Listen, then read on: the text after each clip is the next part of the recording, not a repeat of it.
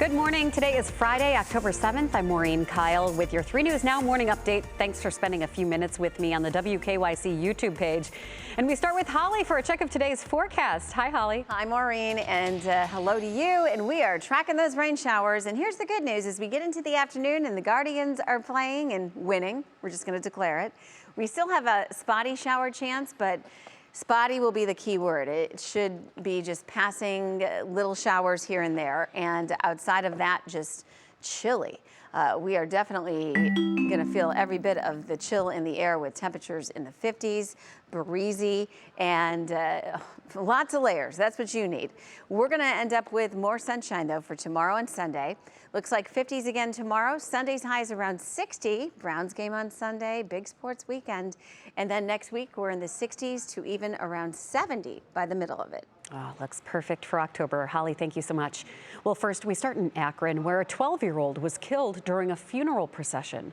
This is a tragic, complicated story, but Akron police say 2 cars in a funeral procession crashed near Arlington and 6th when 2 boys were ejected from a car. The 12-year-old died at the hospital, and the other boy, who is 6 years old, is in critical condition. Moments after that crash, at least 1 gunshot was fired near the cars. Police believe it was because of a fight. Police don't know if it was the crash or the shooting that killed the boy. The autopsy report will determine that. Investigators in Canton are looking for information on a fatal house fire that was ruled an arson, and a reward of up to $5,000 is being offered for information that leads to an arrest. The fire happened last week around 11 p.m. on Raff Road Southwest. 1 person died. Anyone with information on the fire is asked to contact the state fire marshal's tip line or the Canton Fire Department. As Ohio gets ready to launch sports betting in January, the Cuyahoga County Common Pleas Court is starting a diversion program. It will help look for people that may have a gambling addiction and are already facing criminal charges. They'll be assigned to counselors, and those who complete the program could have their charges dropped. President Biden made a major announcement that those who have been federally charged in some marijuana cases have been pardoned.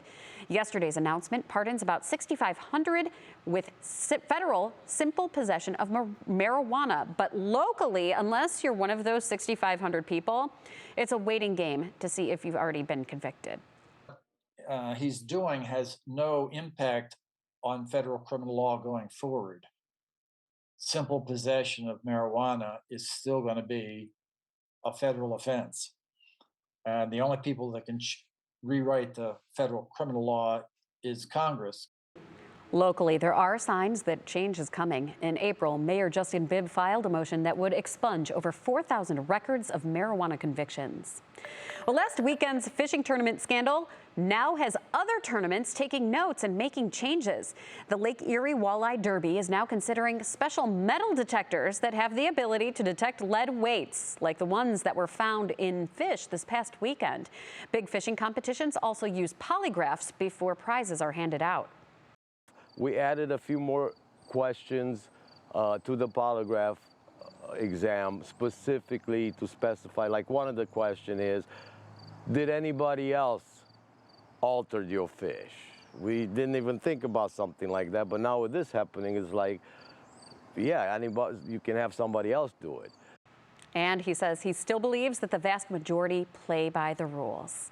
Well, the days of searching for your car for spare change are coming to an end, as Cleveland has announced that it plans to introduce smart meters. Coin-operated meters will be replaced, and a mobile parking payment system will be implemented. The smart meters will allow customers to pay for their parking through an app, text message, or by scanning a QR code. The smart parking system is expected to begin in summer of 2023. All right, let's talk Halloween. Today, Trick or Treat Fest kicks off over at the Cleveland Zoo. Families can wear their costumes and pick up some sweet treats while looking at the animals and meet some costumed characters. Trick or Treat Fest runs Friday through Sundays from 10 a.m. until 3 p.m. This will be every weekend through October 30th, the day before Halloween. You can get your tickets online. Well, tomorrow, NAMI is hosting 2 walks to raise awareness and funds for their organizations in Summit and Geauga counties. And the need is greater than ever before. New findings from Mental Health America list that 15.8% of youth experienced a major depressive episode in the past year, a 1.24 increase from last year's research. And more than half of adults with a mental illness do not receive treatment, an issue that's stemming from a lack of mental health professionals as well. And that's where NAMI comes in. What makes us different is that NAMI is a non-clinical approach from a lived experience voice. And that's a gap that we feel that is in such high need. So there aren't enough clinicians to go around. So who's supporting the individuals that need help when they can't get in to their clinical appointments or between their visits? That's where NAMI comes in.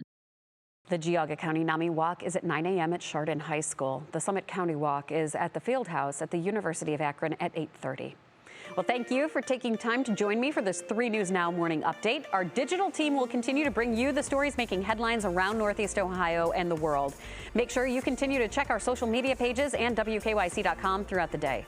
I'm Maureen Kyle, and I will see you Monday morning on Go starting at 4:30 a.m. Have a great day.